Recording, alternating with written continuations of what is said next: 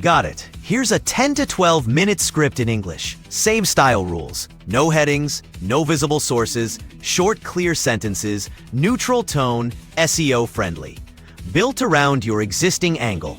A clause almost no one talks about could let the Glazers sell Manchester United outright and pull Sir Jim Ratcliffe along for the ride. That's the lever hiding in the paperwork. A clean exit trigger that can flip the club from a two-center model to a single owner overnight. The football side is being rebuilt with process and patience. The corporate side still sits with the family. If a 100% offer lands, that mechanism can drag minority holders to the finish line on the same terms. And the project on the pitch gets reset at board speed, not at the pace of a 3-year plan. Start with what is fixed today. The Glazers remain the majority owners. Ratcliffe, through Ineos, holds a significant minority and runs football operations. That split is deliberate. It puts recruitment, coaching structures, analytics, and performance under one lane, and strategic corporate moves, like a full sale or stadium financing, under another. It creates clarity week to week. It also creates friction when a mega decision arrives. Stadium plans, broadcast strategy, or a full takeover. That is where the hidden clause matters. Think about it as drag-along logic. If the majority accepts a 100% buyout, the minority can be required to sell on identical terms. New owner, clean cap table. No lingering governance knot. Why does the timing matter now? Because the sporting side is asking for runway, while the capital markets are watching the clock. Ratcliffe and his team want structure, coaching, stability, a recruitment model that values data but respects fit, a wage hierarchy that makes sense across the next 3 windows, an academy refresh that pushes real minutes be wiped out in a single meeting if ownership changes. The squad you build for a patient model is not always the squad a new regime wants for an instant reset. Add the stadium. Old Trafford is both a brand and a balance sheet decision. One path is a major redevelopment with phased works. The other is a new build that aims for a modern fan experience and match-day uplift. Either way, this is a multi-billion commitment once you count construction risk, temporary capacity loss, naming rights, and long-tail maintenance. Dual control can align in principle, but lenders and strategic partners prefer one decision-maker. The cleaner the governance, the smoother the financing, which is why any credible 100% bidder will want the assurance that day one comes without co-owners who can veto or slow-roll concrete decisions. Again, the clause solves that problem for them. Now, the market context. Elite European clubs with global brand equity remains scarce. Media rights are fragmenting, but top tier. IP still commands audience and sponsorship. US investors look at comps across sports. They see rising valuations, longer media cycles, and the chance to tie a football asset to a broader content strategy. Gulf Capital studies soft power, tourism, and sports ecosystems. Strategic billionaires weigh legacy, portfolio synergy, and control. All of them run the same spreadsheet. Revenue trajectory under different league finishes. Match day uplift under different stadium scenarios. Commercial ceiling under different ownership narratives. Debt profile under different interest rate paths. And the probability of Champions League cash in any 2-year window. The price is the output of those moving inputs. On the football side, the rebuild goals are straightforward. Reduce chaos in recruitment. Build a spine that matches the coach's game model. Balance age curves so the team does not keak and collapse in a single cycle. Install incentives that reward availability and pressing intensity. Use analytics to de-risk signings, but keep room for intuition when the right player fits the dressing room. And be ruthless about exits when wages are misaligned with output. That plan lives or dies with managerial time. If the pitch is the laboratory, the manager needs seasons, not months. The public message has been clear. Trust the process, back the coach, accept bumps. A full takeover tests that message immediately. Look at the windows to read the boardroom. A conservative summer with targeted fees and lower net spend can signal preservation of cash. It can mean the owners want flexibility in case a buyer asks for a cleaner balance sheet. A flashy window, meanwhile, can be two things. Either it is a belief in the coach or clues to the horizon. Fans remain the invisible hand in all of this. Protests have evolved from raw anger to organized messaging. The themes are stable: debt, dividends, direction. That public mood influences sponsors. It colors how potential buyers assess reputational risk. It also shapes how the current owners communicate. Formally launched processes or informal soundings are in part responses to pressure. A full sale rumor cools temperatures. A stall reignites dissent. The cycle repeats unless a decisive move breaks it. Let's map the plausible paths from here. Path 1. Continuity under the current split. Ineos keeps shaping football. The coach gets time. Recruitment and data structures mature. The stadium plan advances toward planning approvals and financing. If performances improve and Champions League revenue slow and steady thesis, it requires patience in results and discipline in spending. Path 2. Negotiated full sale to a single buyer. The process moves behind closed doors.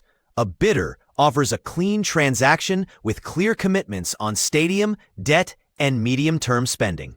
The clause drags minority holders along to deliver 100% control.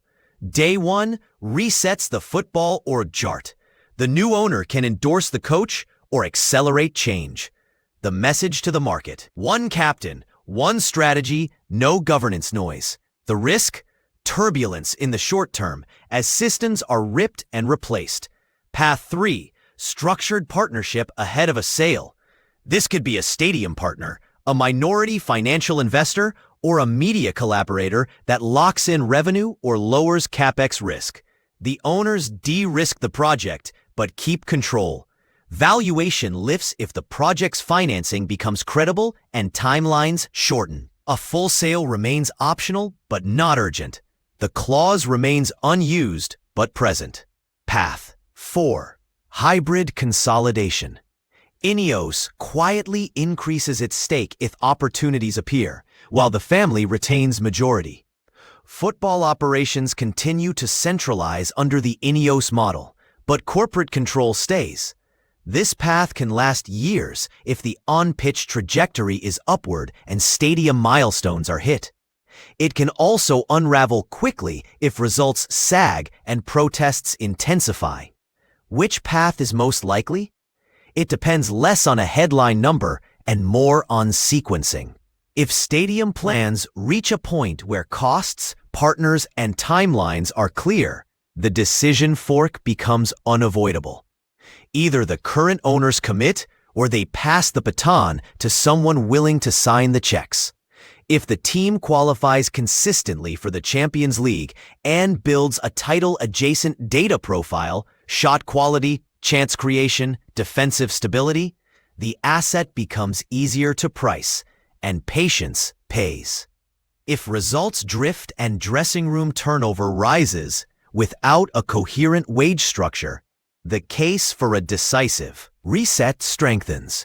Now, the clause again, because it's the quiet star here. Drag-along mechanisms are not exotic in corporate deals, but they are unusual at this scale in football, with such high public scrutiny. It changes the risk curve for buyers. You are not negotiating with two competing centers of gravity. You are negotiating for the whole thing. The legal complexity sits in the background, but the effect is simple. It lowers the fear of inheriting a minority with veto power over stadium, rights, or executive hires. For a buyer planning a decade-long project, that certainty is worth a premium. Consider the manager under each scenario. Under continuity, the 3-year horizon remains intact.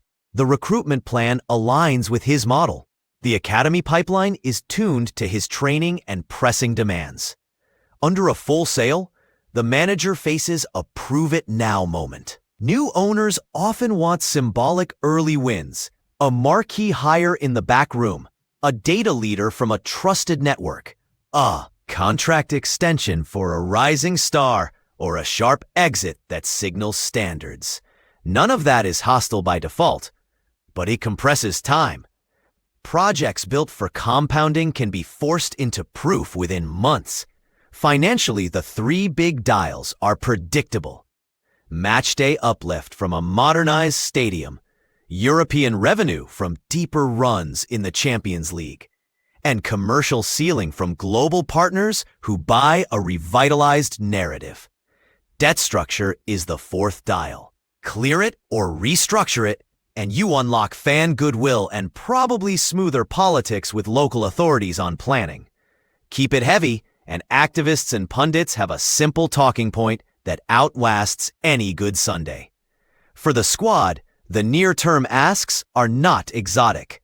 Fewer soft tissue injuries, fewer errors in build-up against mid-blocks, cleaner pressing triggers after turnovers, more consistent chance creation against low blocks at Old Trafford.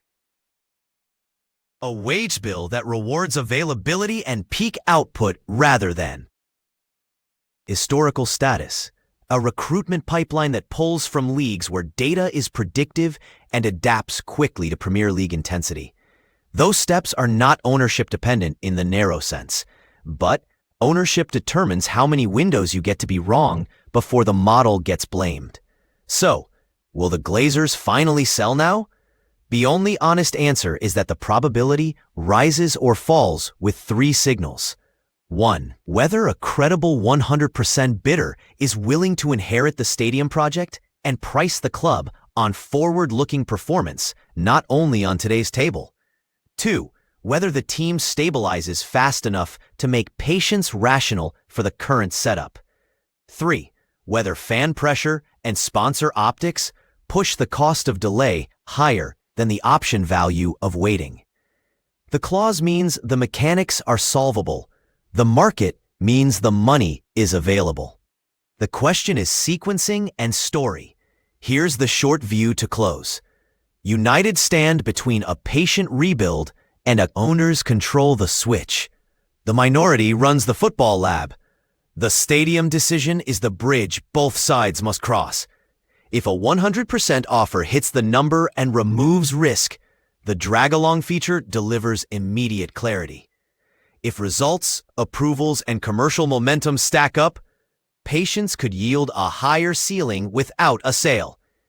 Which route gets United back to sustained contention faster? Staying the course under Ineos, or handing full control to a single buyer who moves fast on stadium and squad?